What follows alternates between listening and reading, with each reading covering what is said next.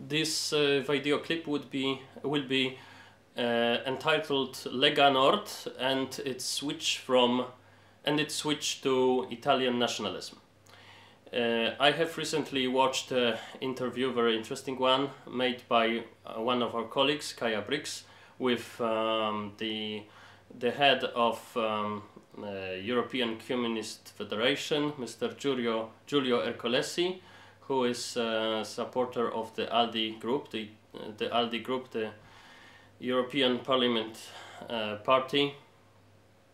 The party in the European Parliament called Alliance of Liberals and Democrats for Europe, which are basically more Eurocratic than liberal, because they always praise what European Union is doing without really thinking what is liberal and what it's not so much.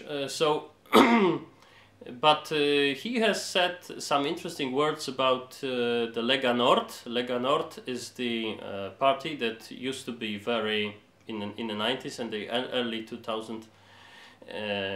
They were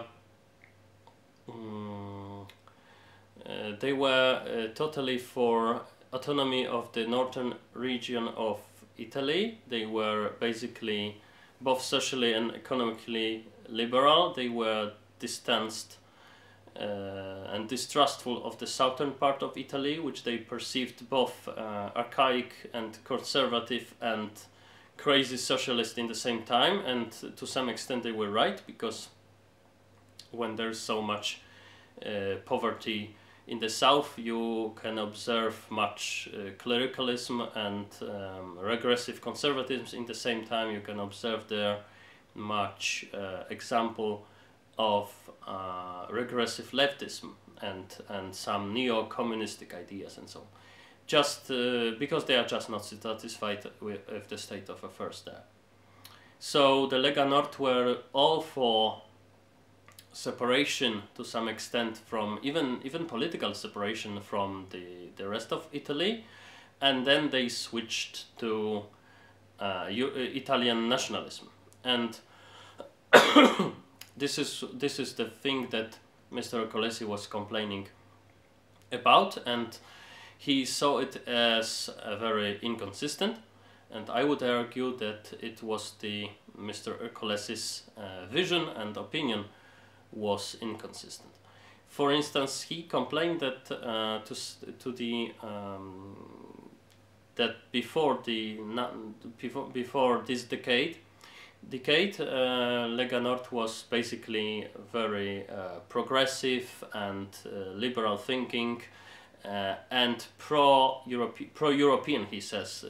It means pro-European Union. Pro-European, I would argue that being pro-European now, when the European Union has just shown how ineffective it is when it comes to migration policy and so on, and it still is so much, and still shows so much in incompetence, that I would argue that being pro-European now requires to be a slightly anti-European Union. For instance, being for reducing it to what it previously was, to the economical loose organization of totally sovereign countries.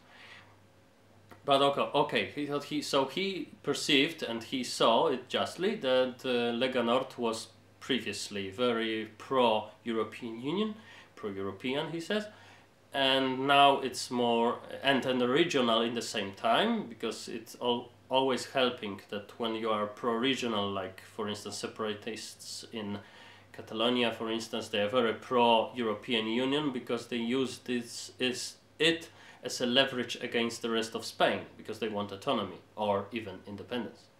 So it's just a wise political thing to do. And you are a separatist, you use some as much as whatever leverage you could use. So they were using this European Union leverage, of course, but then they changed their agenda to some more nationalistic Italian nationalism. The nationalism in a sense that being Italian and not pro-European Union, being pro-Italian sovereignty. And I would say that this change, it's not contradictory at all.